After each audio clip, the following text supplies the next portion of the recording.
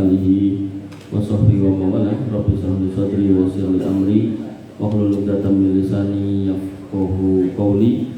Amma ba'du, wa nabiyina azani Allah wa iyyakum. Alhamdulillah, bersyukur kita aturkan kehadiran Allah atas limpahan nikmat yang kita terima.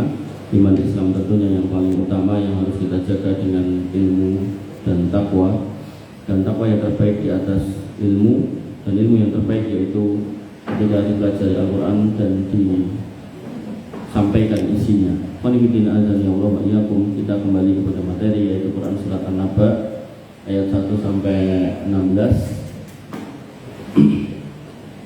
Amma yatasa'alun 'anil naba'il 'azim alladzi hum fihi mukhtalifun kalla saya'lamun summa kalla saya'lamun alam naj'alil arda bihada wal jibala awtada wa khalaqnakum azwaja wa ja'alna nawmakum subata wa ja'alna al-laila libasa. Ini pada pertemuan yang lalu kita sudah bahas tentang apakah mereka saling bertanya-tanya tentang berita yang besar yang mereka persisihkan tentang ini. Sekali-kali tidak kalau mereka akan mengetahui, kemudian sekali-kali tidak mereka kalau akan mengetahui. Bukankah kami telah menjadikan bumi ini sebagai hamparan dan gunung-gunung sebagai pasak, dan kami jadikan kamu berpasang-pasangan, dan kami jadikan tidurmu sebagai istirahat, dan kami jadikan malam sebagai pakaian. Nah, kita lanjutkan di pembahasan yang ke-11. Wa ja'alna an-nahara ma'asya wa banayna fawqakum sab'an sidada wa ja'alna siraja wa haja wa anzalna minal mu'sirati ma'an sajjaja linukhrija bihi habba wa nabata wa jannatin alfafa. Dan kami jadikan siang untuk mencari nafkah, dan kami bina di atas kamu 7 buah langit yang kokoh, dan kami jadikan pelita yang amat terang yaitu matahari, dan kami turunkan dari awan air yang banyak tercurah sekarang ini agar kami tumbuhkan dengan air itu biji-bijian dan tumbuh-tumbuhan dan kebun-kebun yang lebat. Wa nabiyina azani Allah wa iyyakum ayat yang ke-11. Jadi ayat yang ke-10-nya wa ja'alna laila libasa, bahwasanya kami jadikan malam sebagai pakaian. Maksudnya di situ ada ketenangan untuk istirahat. Kemudian wa ja'alna nahara ma'asya, dan kami jadikan siang untuk mencari penghidupan. Yakni kami jadikan siang itu cerah, bersinar dan terang agar manusia bisa melakukan aktivitas pulang pergi untuk mencari penghidupan, pendapatan, berdagang dan selainnya. Makanya dengan adanya siang, adanya matahari, manusia itu tidak perlu bayar listrik. Orang kalau mau mikir listrik itu mahal loh, mahal. Mungkin kamu naik boleh iseng-iseng nanya orang tua, nanti bisa ngobrol sama bapak atau ibu gitu, Bu, sebulan listrik berapa? Nanti misal beliau jawab, oh 200 misalnya. 200 itu kamu bisa bayangkan rumahmu itu kan yang nyala itu mungkin tempat-tempat tertentu, nggak semuanya. Atau kalaupun semua kan kamu nggak apa istilahnya, nggak madangi kebun kan. Umpama di samping rumahmu ada kebun kan nggak dikasih lampu toh, ya toh. Artinya kalau kamu lihat malam itu kan, malam hari itu loh, itu yang terang itu kan cuma sebagian tempat yang memang dibutuhkan untuk dipakai gitu. Tapi yang sisanya itu kan gelap semua. Tapi begitu siang seperti ini, maka Allah terangi semuanya. Sehingga kalaupun duitmu 500 atau mungkin yang koin kecil itu 1000 perak kecil itu jatuh, kamu dengan mudah bisa menemukannya. Tapi kalau umpama Allah kasih gelap semua, maka di situ kamu butuh effort, butuh usaha keras untuk menerangi dirimu itu. Makanya ikhwanifidina azani Allah wa iyyakum. Di sini Allah menyebutkan bahwasanya wa ja'alna an-nahara ma'asya, kami jadikan siangmu itu sebagai tempat untuk mencari kehidupan. Jadi kamu mau ngapain aja bisa. Bahkan yang ngingu binatang besar ya bisa, ngingu sapi kelihatan, sapi ini ucul kemana kelihatan. Bahkan sebagian orang itu ada yang ternak jangkrik gitu kan. Nah, itu malam hari itu jangkrik lepas itu gimana cara nangkapnya? Gak bisa.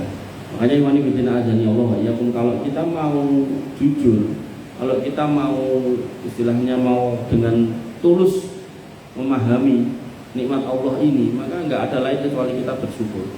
Dan tidak ada satu makhluk pun di muka bumi ini yang bisa menghentikan matahari.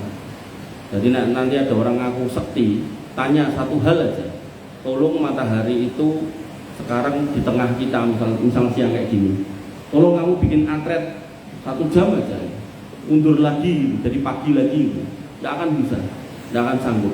Itu menunjukkan bagaimana seorang manusia itu penuh keterbatasan dalam urusan dunia ini. Dan itu nanti yang disebut dengan ar-rububiyah Allah. Allah itu punya perbuatan, punya af'al yang tidak bisa yang melakukan kecuali Allah. Terkait peredaran matahari, bulan, bintang, turunnya hujan, tidak ada yang bisa untuk melakukan itu. Loh, katanya Dajjal bisa. Dajjal bisa atas izin Allah. Maka kesalahan Dajjal adalah dia merasa bisa tanpa menisbatkan kepada Allah. Tak kasih tahu, contoh ya. Sebelum hari ini, saya itu pernah seminggu atau berapa hari gitu. Itu kalau mau berangkat kajian itu enggak hujan. Tapi begitu sudah sampai tempatnya hujan. Terus selesai kajian enggak hujan. Jadi orang cerita sama saya udah angin lah apa, saya enggak ngerasain itu. Cuman pertanyaannya, apakah terus itu menunjukkan saya itu yang ngatur hujan? Enggak, sama sekali enggak. Tapi Dajjal ketika dia bisa menghentikan hujan, mendatangkan hujan, memerintahkan angin untuk datang, menumbuhkan tanaman yang sudah mati, mengeluarkan isi perut bumi. Ketika dia melakukan itu, dia merasa bisa. Makanya orang-orang yang tidak belajar akidah yang benar, dia akan nek wong Jawa ngaran itu gede rumangsa, ngerumangsani hebat. Termasuk orang-orang yang belajar sihir, itu. Dia merasa bisa menendang atau memukul orang dari jarak jauh. Padahal sebenarnya yang dia sedang transaksikan itu yang melakukan itu syaitan. Makanya bukan dia sakti, dia nggak sakti, dia sedang minta bantuan kepada selain Allah dan jatuhlah pada kesyirikan itu. Makanya kalau kita mau merenung satu ayat itu kadang itu panjang itu maknanya atau dalam gitu kalau kita, apalagi kalau kita ngomongkan matahari bisa menerangi itu nanti bisa jadi ilmu baru namanya ilmu nuklir. Kamu kalau belajar fisika itu di situ matahari itu terjadi cahaya itu karena ada reaksi dua inti yang digabung. Dua inti yang digabung kemudian menghasilkan energi yang sangat besar, namanya reaksi fusi. Makanya nanti penyebutan matahari dan bulan itu beda. Wa ja'alna syamsa sirajau wa ja'alnal qamara nura. Nanti ada disebut matahari itu sebagai siraj, menghasilkan cahaya, tapi bulan itu disebut sebagai nur, yang cuman memancarkan, cuman mantulkan. Itu nek kembali ke ilmu fisika itu ada penjelasannya. Makanya imanibidina azani Allah wa iyyakum, manusia bisa naik sampai bulan, menginjak bulan nggak apa-apa, tapi coba ke matahari, injak matahari, nggak mungkin mau, nggak mungkin bisa, karena di sana ada reaksi terjadinya sebuah apa istilahnya reaksi tadi yang kemudian menghasilkan panas, kemudian ada yang terbakar. Bahkan matahari kalau kemudian lidahnya itu apa istilahnya taruh bening bulat-bulat itu loh, nah itu bahasanya lidah matahari. Itu nek lidah matahari itu keluar dari bulatannya itu panjang gitu, itu kita itu bumi itu suhunya naik gitu. Makanya imanibidina azani Allah wa iyyakum, di sini Allah menyebutkan wa ja'alna nahara ma'asya, berarti kamu nanti kalau sudah kembali ke masyarakat, kembali ke orang tuamu dan kamu mau mencari nafkah, pastikan atau usahakan kerjaan yang dilakukan di siang hari, jangan di malam hari. Usahakan, tapi nek kepepet ya nggak apa-apa, namanya kepepet ya, artinya nggak ada yang lain ya monggo, namanya itu. Tapi kalau kemudian ada yang lain, ya sebaiknya kamu kerja pagi sampai siang aja, sampai sore, malam itu buat istirahat. Wanibidina azani Allah wa iyyakum, ayat 12, wa banaina fawqakum sab'an sidada, dan kami bina di atas kamu 7 buah langit yang kokoh. Ini pernah saya jelaskan toh, bahwasanya di atas kita itu ada 7 lapis langit. Langit pertama, 2, 3, 4, 5, 6, 7. Langit pertama ada Nabi, ya Pak? Ada Nabi Adam. Langit kedua ada Nabi Isa sama Yahya. Langit ketiga ada Nabi Yusuf.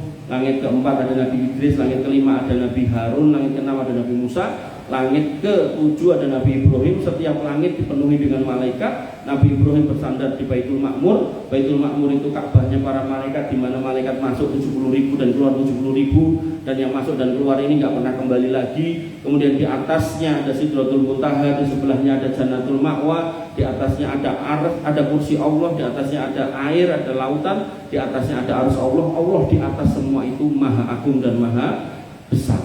Makanya imanibidina azani Allah wa iyyakum, di sini Allah menyebutkan bahwasanya langit yang mbok lihat itu baru langit pertama. Di atasnya masih ada, di atas masih ada.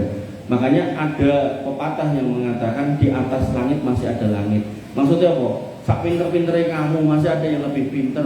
Sehebat-hebatnya kamu masih ada yang lebih hebat, sak sugih-sugih kamu masih ada yang lebih sugih. Jangan pernah jadi orang sombong. Apa meneh wis gak pinter, gak ganteng, gak sugih, sombong. Wah, parah. Pol. Rata wadus meneh gitu. Kayak ini gitar meneh gitu. Makanya ikhwan azani Allah wa iyyakum, yakni 7 langit dalam keluasan, ketinggian, ketepatan, kesempurnaan serta perhiasannya dengan bintang dan planet-planet yang menetap pada tempatnya. Karena itulah Allah Subhanahu wa taala berfirman pada ayat 13, wa ja'alna sirajan wahhaja, dan kami jadikan pelita yang amat terang. Makanya matahari itu disebut siraj, sesuatu yang menghasilkan cahayanya sendiri. Ada proses reaksi di dalamnya namanya reaksi fusi. Jadi dalam ilmu nuklir itu ada reaksi fisi, ada reaksi fusi. Fisi itu bagaimana satu inti dibelah jadi 2 mengeluarkan energi, itu yang terjadi di pembangkit listrik tenaga nuklir. Nah di sini 2 inti digabungkan jadi 1, itulah yang kemudian menghasilkan reaksi fusi. Muncul panas, muncul cahaya. Panasnya kena kamu anget, cahayanya kena kamu terang. Dan manusia ternyata butuh cahaya matahari, menghasilkan vitamin D dan ditambah sehat. Coba kamu misal di penjara yang nggak bisa keluar, misalnya kamu nggak boleh keluar 24 jam dikali sekian tahun, kamu keluar jadi mayat kamu.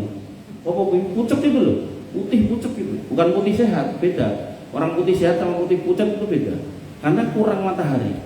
Makanya orang-orang yang bikin tokolan, tahu tokolan, kecambah itu loh, itu nggak dijemur di luar, dia harus ditutup, biar cepat tukul tapi pucet gitu. Biar cepat panjang. Makanya nanti dalam ilmu biologi nek kamu nanam itu kamu suruh nutupi dulu untuk persemaian yang awal. Begitu udah tumbuh, dibuka, kena matahari sehari 2 hari itu udah dikuat, baru dicabuti dipindah ke tempatnya.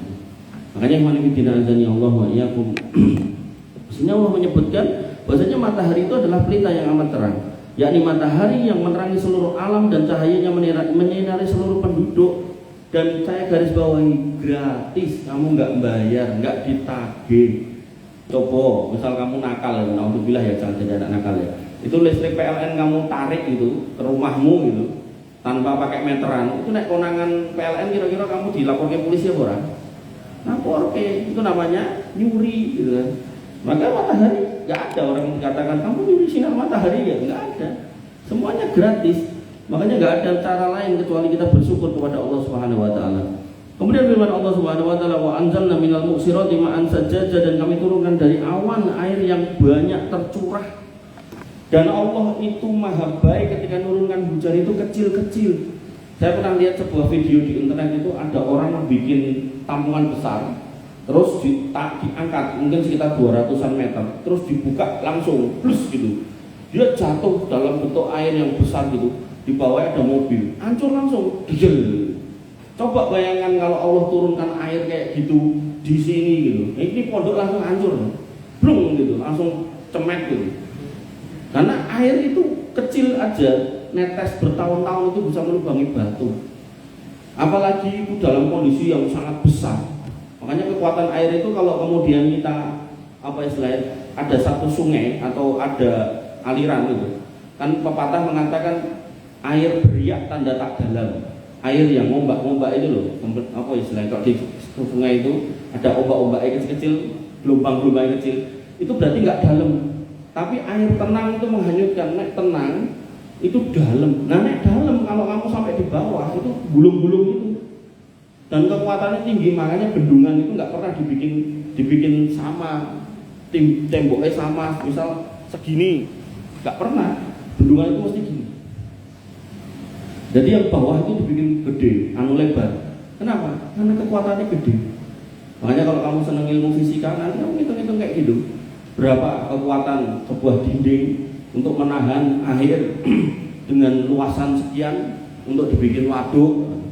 Atau mungkin kalau di sana ada pertanian sekian puluh ribu hektar, butuh waduk berapa luasnya, nanti terus dindingnya berapa, teknik sipil itu. Makanya ikhwanifidina azani Allah wa iyyakum, sekarang kamu belajar agama, sekarang kamu menghafalkan Quran, sekarang kamu mendekat kepada Allah jadi anak-anak soleh. Nanti kamu mau jadi apapun silakan. Mau jadi tukang insinyur boleh, mau jadi tukang sumur boleh, tukang gali kubur ya boleh, tukang apa lagi boleh, semuanya. Semuanya ada ilmunya. Makanya Imam Syafi'i mengatakan faman arada dunya fa alaihi bil ilm, pengen dunia ada ilmunya, wa man aradal akhirah fa alaihi bil ilm, pengen akhirat ada ilmunya, wa man arada huma fa alaihi bil ilm, pakai ilmu semuanya. Nek nggak pakai ilmu, kamu cuma akan jadi beban. Walibidin azan ya Allah wa iyyakum. Al-Aufi meriwayatkan dari Ibnu Abbas al-Muqsirat adalah ar-rih, yaitu angin. Diriwayatkan oleh Ibnu Abi Hatim dari Abu Sa'id telah menceritakan kepada kami dari Al-Minhal dari Sa'id bin Jubair dari Ibnu Abbas, wa anzalna minal mu'sirati, dan kami turunkan dari awan yaitu ar-riyah, yaitu angin. Demikian pula yang ditemukan oleh Ikrimah, Mujahid, Qatadah, Muqatil, Al-Kalbi, Zaid bin Aslam dan putranya Abdurrahman. Maka makna perkataan ini menerangkan bahwa hujan itu berasal dari awan. Jadi awan yang tadinya itu penguapan dari laut, dari sungai, dari waduk, di tempat di mana ada laut, ada sungai, ada waduk, maka naik ke atas. Lalu Allah dengan maha bijaksananya tahu mana makhluk Allah yang butuh awan, butuh hujan itu. Misal di sini panas, tanamannya nanti nggak dihujani pada mati, akhirnya itu didorong pakai angin. Ya semua atas perintah Allah. Lalu kemudian anginnya sampai di atas kamu, awan-awan yang tadinya nyebar di mana-mana itu kumpul, yang tadinya putih ngumpul jadi satu, dari pekat, itu menunjukkan kadar airnya yang sangat banyak. Maka kemudian ketika air itu sudah semakin berat di atas, lalu mau nggak mau turun. Nah, turunnya itu selalu pelan-pelan, kecil-kecil. Yusak gede-gede ini hutan seberapa sih? Nggak sing kemudian koyonya digerujuk gitu loh, anda. Maka ikhwan fillah azan ya Allah wa iyyakum, disebutkan di sini bahwasanya Ali bin Abi Thalhah meriwayatkan dari Ibnu Abbas minal mu'sirat, yaitu dari awan, yakni dari awan. Begitu pula yang diriwayatkan oleh Ikrimah, Abu Aliyah, Ad-Duhab, Al-Hasan, Ar-Rabi bin Anas Ats-Tsauri, yang dipilih oleh Ibnu Jarir Al-Faraq berkata, ia adalah awan yang menetes melalui hujan namun kemudian tidak hujan. Sebagaimana dikatakan seorang wanita yang telah mencapai masa haid namun tidak juga haid. Artinya ada awan yang membawa hujan atau air, tapi ketika digiring itu tidak lalu airnya jatuh gitu loh, sampai akhirnya mereka ketemu. Begitu ketemu kemudian menghitam itu baru kemudian mengalir ke bawah. Wa nabiyyin azan ya Allah wa iyyakum. Diriwayatkan dari Al-Hasan bin Qatadah minal mu'sirat, dari awan, yakni dari langit-langit. Dan ini merupakan pendapat yang kurang tepat, sementara pendapat yang lebih baik adalah disebutkan minal mu'sirat adalah as-sahab, yaitu awan. Sebagaimana firman Allah Subhanahu wa taala pada Quran surat Ar-Rum ayat 48, Allahul ladzi yursilu riyaha fatusiru sahaba fayabsutuhu fis sama kaifa yasha wa yaj'aluhu kisafan fataral wadqa yakhruju min hilalih. Maka Allah dialah yang mengirim angin, lalu angin itu menggerakkan awan, dan Allah yang membentangkannya di langit menurut yang Dia kehendaki. Jadi nanti ditaruh di mana awan itu terserah Allah Subhanahu wa taala, dan menjadikannya bergumpal, ngumpul, akhirnya dari hitam tadi, lalu kamu lihat hujan keluar dari celah-celahnya, turunlah hujan itu. Wa nabiyina azan ya Allah wa iyyakum. Kemudian firman Allah Subhanahu wa taala, ma'an sajjaja, yaitu air yang banyak tercurah. Mujahid, Qatadah dan Ar-Rabi bin Anas mengatakan yang tercurah dan tertumpah, jatuh ke bawah maksudnya. Al-Thawri mengatakan secara terus menerus. Sampai kapan ya? Sampai yang di atas habis. Makanya kamu kalau lihat hujan, awalnya kan mendung gelap, maka kapan hujan di situ akan selesai? Ya kalau yang gelap itu sudah selesai. Makanya kamu pengen memperkirakan, boleh memperkirakan hujan selesai kapan, tapi jangan meramal. Beda ya, memperkirakan dan meramal. Jadi memperkirakan itu ada ilmunya, meramal itu ngawur, waton. Nah, maka ketika kamu lihat itu di atas itu tadi gelap, terus hujan, terus kamu ditanya temanmu, kira-kira udah cek suwe ra? Ketoknya cek suwe. Lah ngapa? Lah cek petengok langit ya, gitu. Dengan catatan bukan malam loh ya. Nek ngomong ngono bar maghrib ya tentu ya susah memperkirakannya. Makanya qul bidin azani Allah wa iyyakum. Tidak dikenal dalam perkataan orang-orang Arab mengenai sifat banyak yang disebutkan dalam kata as-saj. Namun as-saj adalah yang tercurah terus-menerus. Jadi artinya hujan itu akan turun terus sampai yang di atas itu habis. Kemudian di antaranya sabda Nabi SAW, afdolul haji al-ajju was-sajju. Haji yang paling utama adalah mengangkat suara pada saat talbiyah dan menyembelih hewan, yakni menumpahkan darah kurban. Artinya di situ ada al-hajju al-ajju was-sajju, yaitu orang yang bertalbiyah terus-menerus kemudian menyembelih hewan dengan cara mengalirkan darahnya. Jadi dipotong, darahnya mengalir pelan-pelan. Jadi menyembelih kemudian kayak sebagian agama lain yang dia hewannya diberdirikan terus diambil pedang atau apalah alat potong yang panjang langsung ditebas terus gitu. Nah, itu dalam Islam tidak boleh. Jadi harus pelan-pelan. Bismillah, ya Allah akbar, ser gitu kan, metu. Dikoceki kewane ora terus dibadi itu terus tinggal kayak. Ada lagi yang kayak gitu. Jadi di tali ditaruh di cagak terus dibelerek lehernya seret gitu terus ditinggal ngono wae. Nah, itu kurang tepat gitu dalam Islam. Dan juga hadis tentang wanita yang sedang istihadah ketika Nabi SAW berkata kepadanya, an atu lakil kursufa. Aku sarankan kepadamu untuk memakai penutup kapas. Wanita itu berkata, ya Rasulullah, wa aksaru min dalika innama asuju saja. Ya Rasul, darahnya masih banyak dan ia mengalir terus. Dalam hadis ini terdapat petunjuk mengenai penggunaan kalimat as-saju dalam sesuatu yang tercurah dan terus-menerus dan banyak. Wallahu a'lam. Jadi yang namanya ma'an sajaja itu berarti airnya itu ngalir, bukan glojok. Ngalir pelan tapi terus acep gitu loh. Jadi bukan glojok kayak glojokan sewu atau glojokan mana ya, tidak. Wa nabiyina azan ya Allah wa iyyakum. Kemudian Allah Subhanahu wa taala berfirman, "Linukhrija bihi habba wa nabata wa jannatin alfafa," agar kami menumbuhkan dengan air itu biji-bijian dan tumbuhan-tumbuhan dan kebun-kebun yang lebat. Yakni agar kami tumbuhkan dengan air yang melimpah, baik, bermanfaat lagi, barokah. Inilah biji-bijian yang dapat disimpan manusia maupun binatang ternak. Ibaratnya gini, manusia, binatang, sehebat apapun, sekaya apapun, kalau tidak makan akan mati. Dan semua jenis makanan kalau ditarik rantai makanannya, maka kembalinya adalah kepada alam. Kamu tahu presiden, kamu tahu orang hebat binaraga segala macam, mesti makannya ya makanan-makanan yang keluar dari alam. Kalau tidak roti nanti ya dari gandum, nasi ya dari beras, ya kan. Makan sayur, makan buah ya tetap dari tanah. Makanya manusia tidak akan pernah bisa menghilangi ketergantungannya pada tanaman, dan tanaman tidak akan pernah bisa menghilangkan ketergantungannya pada air atau hujan. Sedangkan hujan atau air mau nggak mau itu ciptaan Allah Subhanahu wa taala. Sehingga kalau ada orang kemaki, ibaratnya aku kerja sebagai pegawai perusahaan kok, aku bukan petani, aku nggak butuh sama hujan, bahkan aku naik hujan itu aku sebel, maka dia hakikatnya secara tidak langsung sedang mendustai Allah Subhanahu wa taala, sedang mendustakan Allah Subhanahu wa taala. Dalam hal apa? Wong kamu kerja di perusahaan yang ada di gedung bertingkat sekalipun, kamu itu tetap akan makan. Bahkan kamu di Jakarta yang tidak ada sawah sekalipun misal, kamu tetap butuh makan. Makananmu didatangkan dari luar Jakarta. Solo juga gitu, Solo udah nggak ada sawah, makanannya dari luar Jakarta, Solo, dari Karanganyar, Boyolali, Sragen, masuk ke Solo. Nah, enak orang Solo kemudian mengatakan aku anyel enak hujan, aku ora butuh hujan, itu salah. Karena semua yang akan dia makan hakikatnya kalau jujur dia mau tahu itu dia ditarik ke ujung yang paling ujung, itu kembalinya tetap dari air hujan.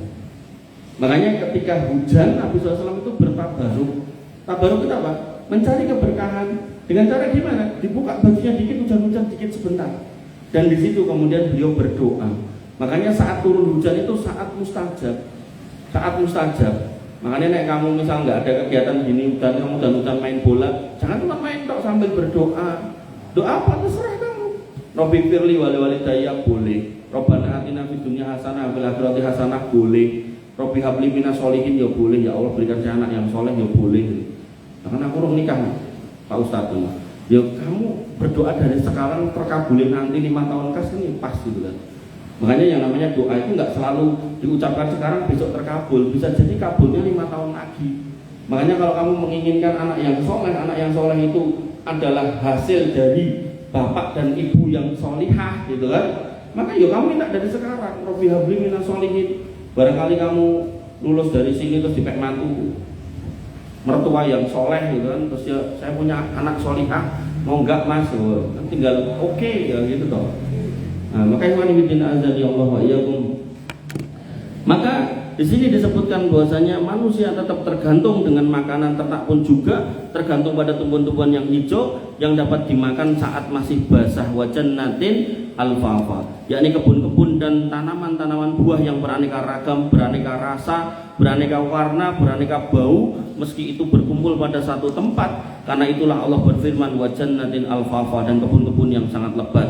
Ibnu Abbas dan selainnya mengatakan alfafa yang lebat, artinya dengan kena hujan maka lebat, dengan kena hujan maka subur. Kalau subur maka akhirnya menghasilkan buah-buah yang banyak. Yang kamu petik mangganya gede, yang kamu petik melonnya gede. Bapak saya itu nyoba nanam melon di ember itu, kurang air, saya mengira itu, saya menduga itu kurang air. Itu melonnya cuma segini, padahal udah tua. Karena nggak tahu, bapak saya nggak dipetil, nggak diambil, malah didisi tikus, dimakan tikus. Maka kalau kamu pun mau nanam di pot-pot kayak gitu bisa tumbuh, tapi pastikan kebutuhan airnya tercukupi. Nah kamu bayangin, misal kamu tahu ada semongko gede, segede kepalamu lah gitu misal, itu kan isinya air semua toh. Nek diperes itu kan jadi air semua, nek di blender itu bisa jadi gelas gede gitu kan.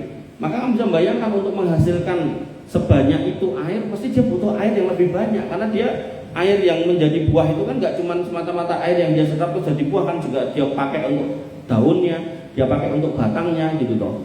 Maka ikhwani fillah azani Allah wa iyyakum, seorang mukmin kemudian dia harus paham bahwasanya nikmat Allah itu adalah hujan, tidak boleh dihujat, hujan itu tidak boleh kemudian disalah-salahkan. Nah pertanyaannya, nah kok ada hujan terus ada banjir, kenapa? Nah hujan itu diturunkan oleh Allah sesuai kebutuhan. Nah hujan butuh jalan, yaitu jalan air.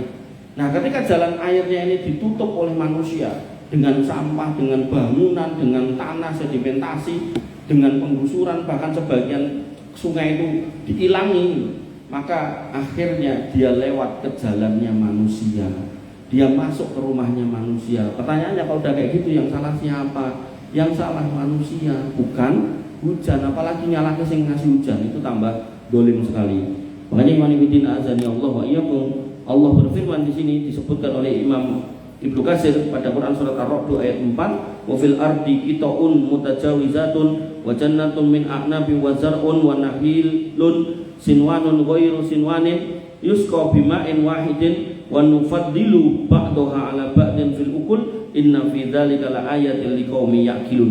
Dan di bumi ini terdapat bagian-bagian yang berdampingan dan kebun-kebun anggur, tanaman-tanaman dan pohon kurma yang bercabang, yang tidak bercabang, kemudian disirami dengan air yang sama. Jadi semua jenis tanaman di muka bumi itu siramannya sama, yaitu hujan. Kami melebihkan sebagian tanaman itu di atas sebagian yang lain tentang rasa. Ada yang buahnya enak, ada yang nggak enak. Kan ada buah-buah tertentu itu yang dimakan malah pahit, kan ada. Kayak mengkudu itu kan pahit. Tapi sebagian orang ada yang senang, ya monggo. Sesungguhnya pada yang demikian itu terdapat tanda kebesaran Allah bagi orang-orang yang mau berpikir. Dan terkait buah-buahan ini ya, kadang itu kalau kita mau mikir, nanamnya di tanah yang sama, nyiraminya sama, cuman beda bijinya, metune, tandurane beda. Terus metu buahnya beda. Bahkan jenis buahnya yang sama, kalau spesiesnya beda, buahnya ya beda. Misalnya mangga ada berapa banyak macam mangga. Ada mangga golek, mangga arum manis, mangga saiki mangga maharaja atau proporsi gede bianat itu. Maka ya, semua itu ada, dan itu kalau di sini dikatakan ini adalah tanda buat mereka yang la'ayatul liqaumin ya'qilun, buat mereka yang mau berpikir. Termasuk tanaman itu ada juga yang kalau kemudian ditanam di tempat-tempat yang mengandung limbah, dia akan mengambil limbah itu, nggak ngambil yang lain. Ada yang kayak gitu. Makanya iman ibidin azani Allah wa iyyakum, ya kalian sebagai seorang muslim, para pemuda Islam, jadilah pemuda Islam yang baik, yang solih, dan pintar-pintar, cerdas-cerdas, karena agama ini harus dijaga oleh anak-anak yang hebat. Mungkin ini yang bisa saya sampaikan pada siang hari ini. Silakan tanya jawab. 10 orang lumayan, 100.000. Ayo, ngacung. Kelas 1 3, kelas 2 3, kelas 3 3. Ayo. Masih ada 15 menit. Satu. Cari dulu, satu.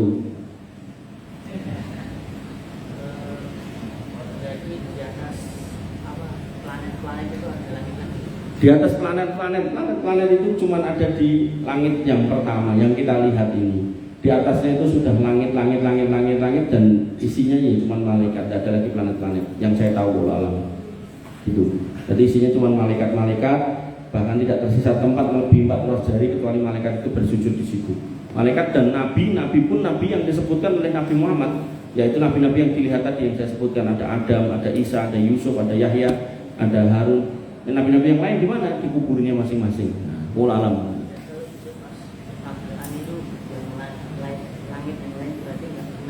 Enggak ada, enggak aman, enggak ada. Tabrakan itu ya di langit dunianya yang kita lihat, enggak sampai ke sana-sana.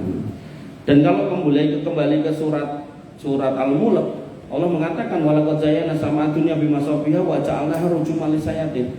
Hakikatnya tabrakan itu kan karena ada setan yang dilempar. Jadi sebenarnya planet-planet itu berputar di garis edarnya, bintang-bintang itu juga demikian, komet-komet itu juga demikian. Tapi karena ada setan yang iseng nyuri berita ke langit terus dilempar. Yang lemparnya ya pakai benda-benda langit itu, akhirnya muncullah tabrakan, muncullah ledakan-ledakan di atas itu. Gitu. Udah? Oh, Mas, Mas, kamu Mas.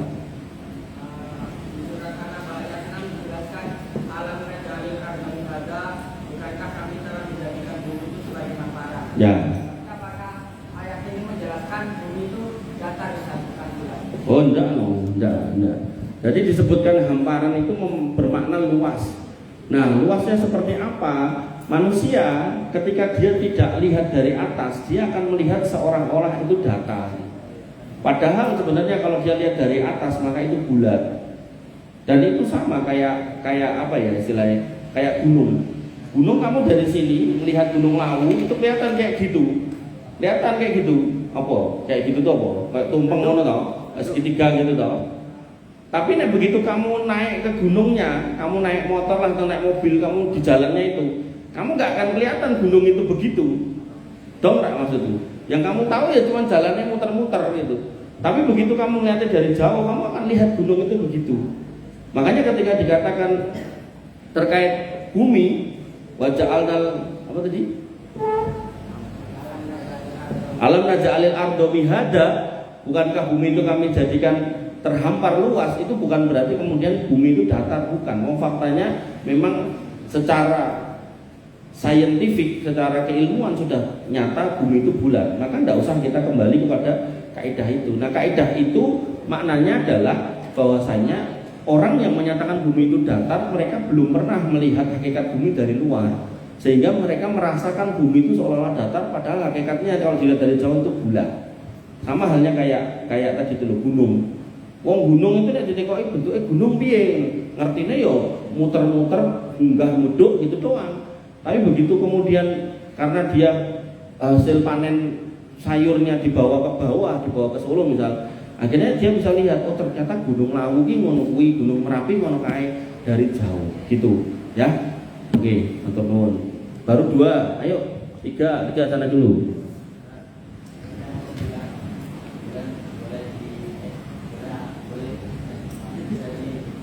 Baik, dia lagi sing ngantek kok sapa jane? Gimana? Bulan bisa diinjak, terus? Wah, ada. Penerbangan pesawat Amerika yang namanya Apollo 11 kalau nggak salah, itu membawa 3 atau berapa orang astronot menginjak bulan pertama kali. Salah satunya namanya Neil Armstrong. Ada. Sudah ada yang di sana. Katanya hoak. Nah, katanya siapa? Faktanya kok nggak hoak kok. Enggak, itu enggak hoak. Bener mereka sudah ke sana. Oke? Yonda udah pulang. Ngapain di sana? Sana tuh enggak ada kehidupan gitu. Ada lagi? Ya, saya. Di sini dulu. Kalau dihitung ya tadi berapa? 3, ini 4. Nah. Kenapa? Allah menjadikan bumi ini hamparan, terus gunung sebagai pasaknya. Ya, jadi yang namanya bumi ada aqua gelas ya? Ada, ambilkanlah kalau ada, dengan duding tok, usah aku kesana ngambil. Biar kamu punya bayangan.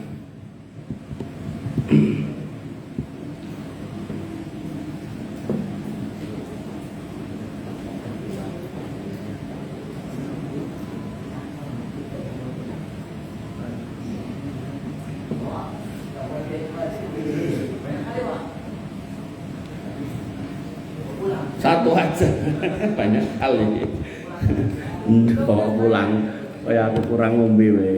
Nah, ini kamu bayangkan bumi ya. Maksudnya kamu bayangkan bulat, jangan bayangkan gelas gini. Nah, di dalam bumi itu ada cairan juga. Cairan itu macam-macam. Nah, salah satunya minyak bumi. Ada juga air pada sumur dalam itu ada. Jadi pas kamu gali itu ada air, nanti di bawahnya lagi tanah, terus nanti ada aliran air yang berputar itu.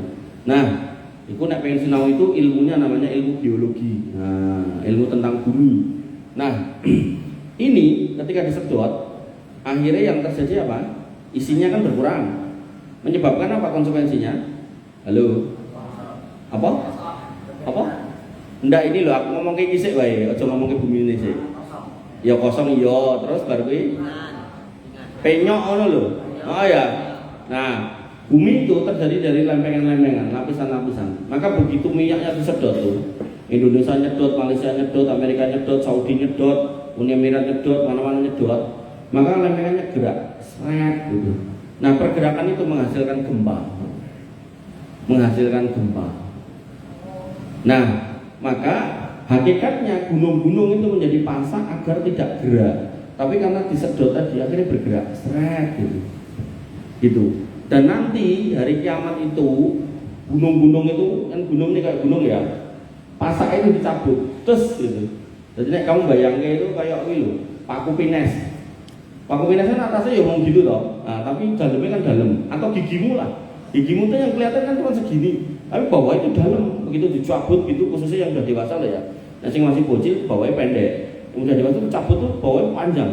Nah, maka ini kita dicabut gitu. Nah, lempengan itu gerak semuanya, makanya akan terjadi kehancuran yang dahsyat. Dan itu apa ya istilahnya? Setelah dicabut, diterbangkan, terus dibenturkan, gitu. Hancur lebur dah. Dan kita yang kecil ya tambah gak karu-karuan. Kamu kalau ada apa itu pasir kena angin, kamu kelilipan dah kesakitan. Apalagi itu gunung yang diangkat di atas, pak benturkan gitu. Makanya iman ibadina azani Allah ya dengan belajar Al-Quran, dengan belajar agama, kamu tidak perlu bereksperimen menghabiskan duit banyak kayak yang dilakukan orang-orang barat untuk membuktikan satu atau dua ayat. Cukup kamu baca, kamu pahami, kamu imani, selesai. Makanya ketika dikatakan di dalam Al-Quran tentang sebagian manusia yang pengen naik ke langit, Quran surat Ar-Rahman, di situ dikatakan tentang Pak udah dilalui ini. Layak rujuna illa bisultan awalnya Mas, halo. Bahwasanya mereka itu manusia dan jin tidak akan bisa naik kecuali bisultan dengan kekuatan. Makanya mereka akhirnya bikin roketnya di belakangnya itu dikasih pendorong. Ya maksarul jinni wal insi ini stata'tum antan fudu min aqtari samawati wal arfan fudu lantan fuduna illa bisultan. Manusia dan jin, kamu tidak akan pernah bisa sampai ke sana. Kalaupun mau sampai ke sana, maka kamu butuh pendorong. Makanya terus roketnya bawahnya kasih pendorong naik. Nanti niku bahan bakarnya habis dilepas, jatuh. Biar ringan juga, makin atas. Tapi kemampuan mereka juga nggak akan nembus langit pertama. Kenapa? Karena langit itu tiap lapisnya itu 500 tahun perjalanan. Sebuah proses jarak yang sangat jauh. Makanya kita cukup imani dan kita cukup tahu bahwa Allah itu maha agung, maha besar. Gak perlu kemudian penasaran, aku tak munggah nginguk, gak perlu gitu kan. Cukuplah jadilah hamba Allah yang baik. Oke, itu udah berapa tadi? 4 ya. Saya turut tadi sini. 5. Gimana jadinya proses hujan es batu? Hujan es batu. Prosesnya. Hujan es batu kok bisa? Maka air itu ketika turun dengan kondisi suhu yang sangat rendah, ya nanti jatuhnya adalah di atas itu sudah es. Kemudian jatuh ke bawah, dia harusnya kan gede, karena turun ke bawah kena angin terus akhirnya jadi ini kecil-kecil. Nah kalau dijelaskan lebih detail ya ilmunya ilmu khusus, aku tidak terlalu paham. Tapi yang jelas hukum awalnya itu di sana itu air. Nah karena kemudian ada kondisi di mana suhunya sangat-sangat dingin, maka di sana dia jadi es. Nah kemudian turun, nah turunnya itu harusnya gede-gede, tapi karena ada proses suhu di bawah agak panas, kemudian ada proses jatuh, maka dia mengecil jadilah perongkolan-perongkolan kecil di Indonesia. Tapi kalau di sana, di Eropa, itu bawah itu dingin, maka dia turunnya itu kecil-kecil juga. Dan nanti nek di mikroskop itu salju itu bentuknya kayak apa ya? Kayak bintang gitu. Saya nggak mendalami itu, jadi saya nggak terlalu paham nek ditanya kayak gitu. Oke, ini nih, udah berapa ini? Halo, 5, 6, kamu? Kan tadi saya bilang di Baitul Ma'mur malaikat itu keluar masuk. Terus katanya nggak ada yang bisa keluar lagi, maksudnya tuh? Bukan nggak ada yang bisa keluar lagi. Jadi Baitul Ma'mur itu suatu tempat di langit ke-7. Bukan saya bilang ya, Nabi ya. Jadi Nabi menjelaskan tentang Baitul Ma'mur itu tempat yang malaikat setiap hari masuk 70.000, kemudian yang masuk ini keluar, dan yang sudah masuk dan keluar gak pernah kembali lagi. Kenapa? Karena di bawahnya ada malaikat yang pengen masuk juga, ngantri.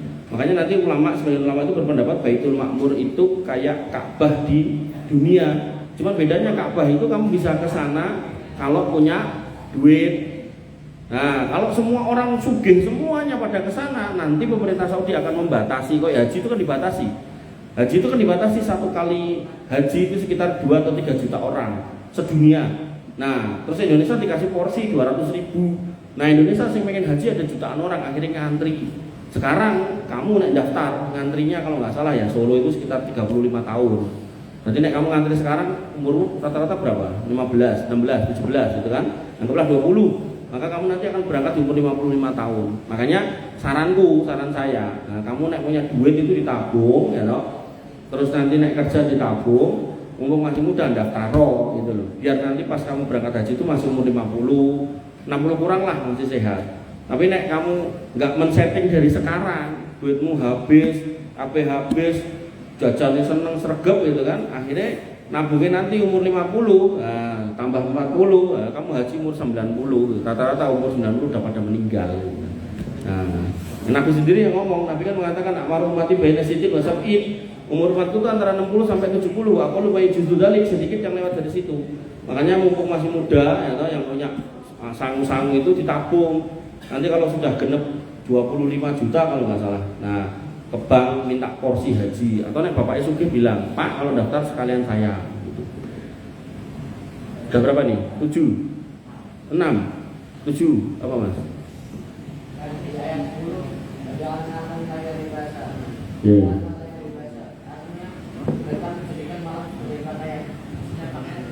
Pakaian tadi, jadi malam itu tenang, gelap, tenang, tempat untuk atau saat untuk istirahat.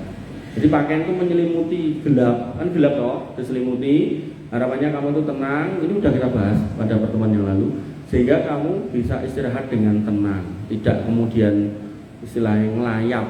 Makanya nanti dalam dunia kesehatan orang yang suka begadang itu efeknya jelek, akan ya tensinya tinggi termasuk gitu kan, terus nanti gulanya tinggi gitu kan. Makanya jangan senang bergadang. Dan Nabi juga nyontohkan tidur itu habis sisa tidur, jadi enggak jadi Nabi itu mencontohkan habis sisa itu tidur, jadi enggak kemudian begadang-begadang gitu. Apalagi begadang yang enggak ada gunanya. 7, 8, silakan. Kenapa? Gimana ya kalau bumi itu bulat kenapa? Zulkarnain bisa bertemu. Ya. Ya, kamu salah memahami. Jadi Zulkarnain itu salah satu raja agung di muka bumi yang mana dia bisa menguasai. Nah, menguasai itu berarti dia sudah punya wilayah dari timur ke barat gitu loh. Nah, timur ke barat ini bukan berarti ujung yang paling ujung dengan ujung yang paling ujung, belum tentu. Itu menunjukkan luasan yang sangat luas gitu pada zaman itu. Jadi belum tentu menguasai seluruh dunia juga enggak. Jadi mungkin sepertiga dunia atau mungkin seperempat dunia, jadi enggak semua gitu ya. Jadi dimaknakan itu bukan kemudian iso ngumpul ke timur dan barat. Timur dan barat selamanya enggak akan ketemu. Ya.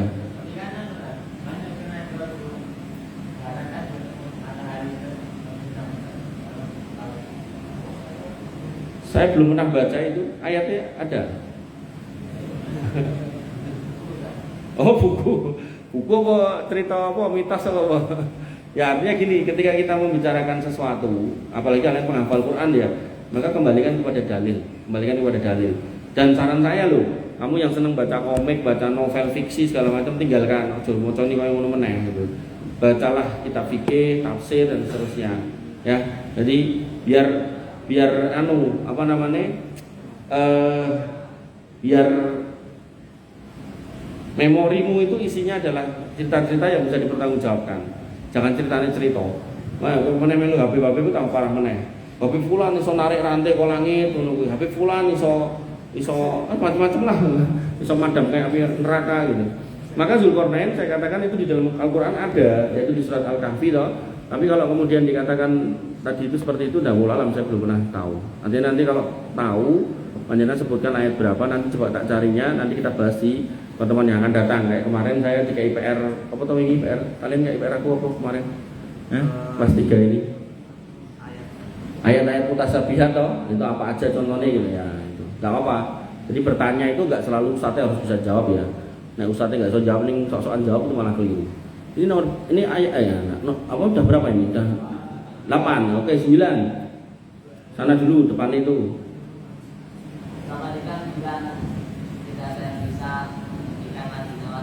Nggak ada.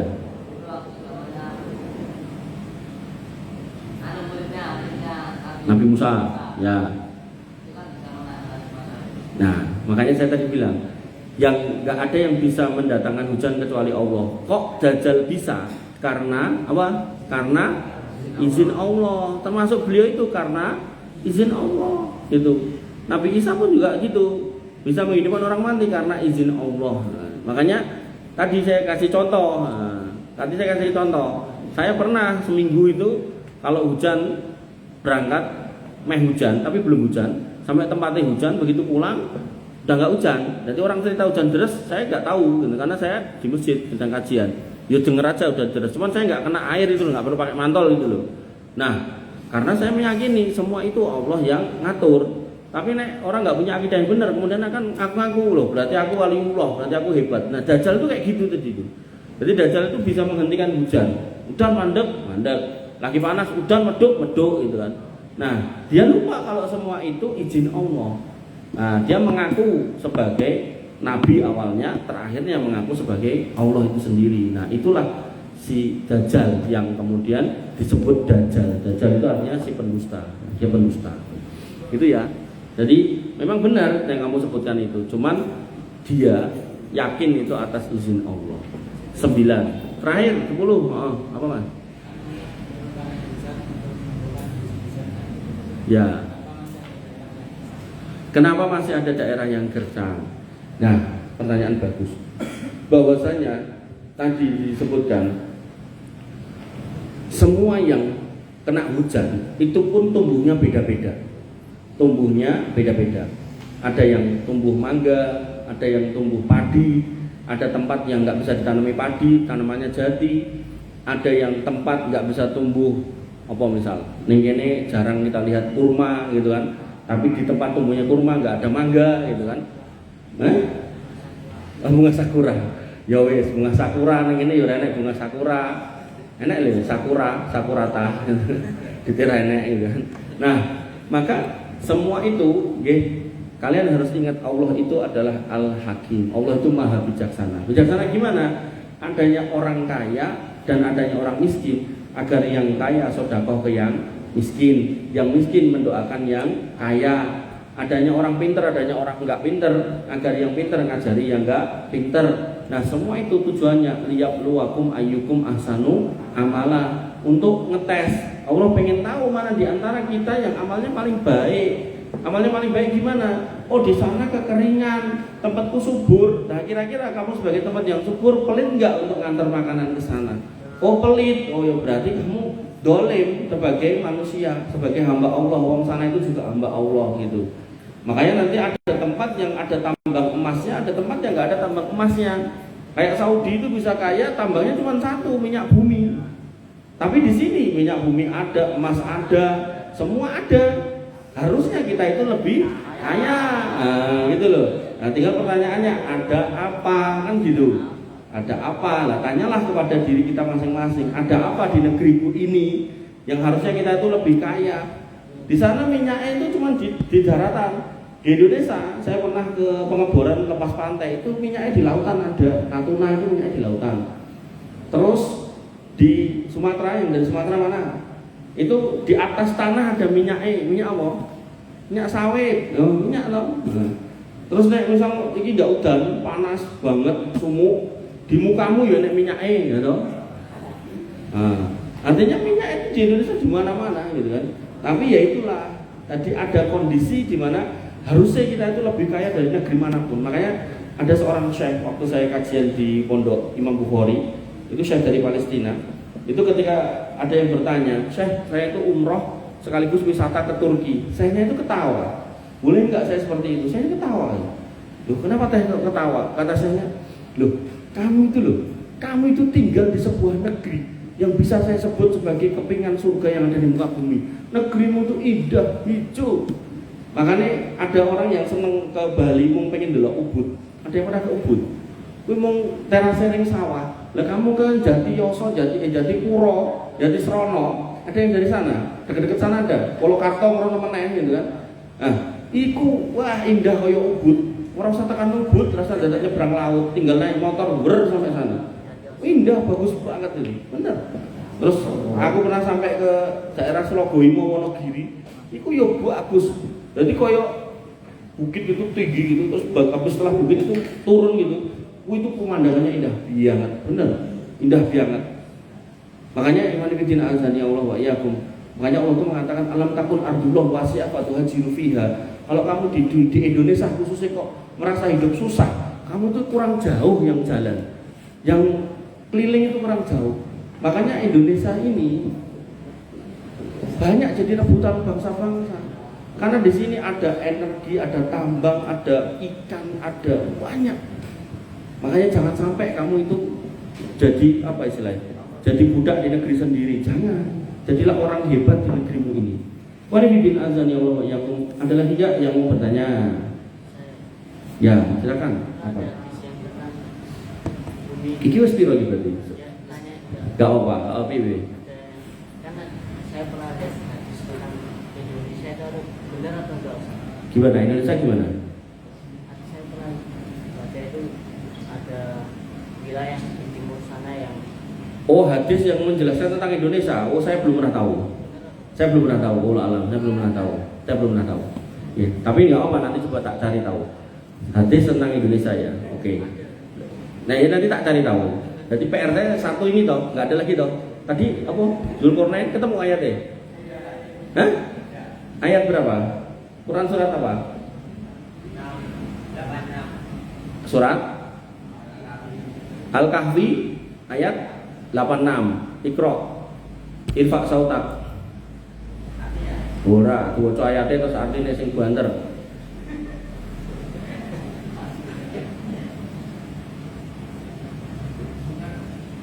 Ayo.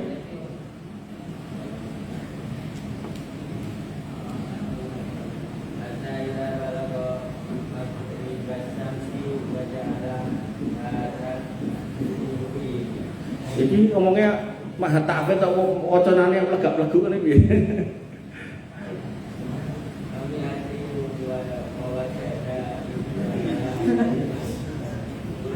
Buka no mas. Al-Kahfi 86 mas. Tak maca dhewe. Al-Kahfi 86 sama hadis tentang Indonesia, PR saya. Oke. Nanti nek ketemu lagi ditagih ya. Jangan lupa, aku lali. Udah belum? Sini. Oke, 86, Al-Kahfi 86. Comatane buka sih. Al-Kahfi 86. Nggih, a'udzubillahi minasyaitonir rajim. Al-Kahfi 86 hatta idza balaghal maghriba syamsi wajadaha taghrubu fi ainin hami'atin wa wajada indaha qauma. Qulna ya dzal qarnain imma an tu'addiba wa imma an tattahida fihim husna. Qanibidin azan ya Allah wa iyyakum, hingga ketika dia telah sampai di tempat matahari terbenam. Nah, sampai di matahari terbenam maknanya adalah sampai di pantai yang sebelah barat, dan dia melihatnya matahari terbenam di dalam laut yang berlumpur hitam, dan di sana ditemukannya suatu kaum yang tidak beragama, kemudian kami berfirman, wahai Zulkarnain, engkau telah menghukum atau berbuat kebaikan mengajak beriman kepada mereka. Jadi maksudnya gini, ini bukan kemudian dia bisa mengumpulkan timur dan barat, itu enggak. Maksudnya gini, kamu misal di timur sekarang, terus di barat kamu sana itu pantai, halo, oi, barat sana pantai, Boyolali misal pantai, terus kamu ke pantai itu, sampai sana, ya toh, terus di sini dikatakan Zulkarnain mendapati di situ tempat matahari terbenam. Ini bukan berarti terbenamnya di situ, karena dia masih di sana lagi gitu, paham nggak? Karena keterbatasan indera kita itu loh, kayak yang tadi ditanyakan sebelahmu itu, apa terus bumi itu terhampar berarti bumi ini datar, itu enggak. Jadi seolah-olah, makanya kan ada istilah orang naik gunung atau ke pantai itu pengen melihat sunset, gitu toh, sunset itu loh, sun ini matahari, set itu turun itu, tenggelam gitu kan. Kalau sunlight ini sabun cuci piring itu loh. Nah, jadi pengen delok itu, maka mereka rela untuk lihat sunset matahari terbenam kan sore, maka mereka berangkatnya siang sampai sana, dihitung lah gitu, kira-kira sampai sana nanti pas sunset lah lagi foto, seolah-olah di sebelah matahari tenggelam, padahal enggak gitu kan. Padahal matahari terbenamnya masih di sebelah sana lagi. Termasuk si sunrise, bukan sunlight ya, nek sunlight ini cahaya atau sinar matahari, nek sunrise itu matahari terbit. Itu juga gitu, orang-orang yang ke gunung itu kan dia rela untuk nginep demi untuk tahu matahari terbit.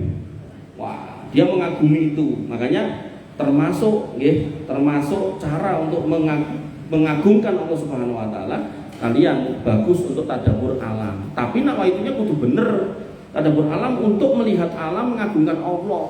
Jangan malah merusak alam. Nanti anak pecinta alam munggah ke gunung, dia ke sana sangu bir. Alasannya apa? Di sana dingin, ben anget.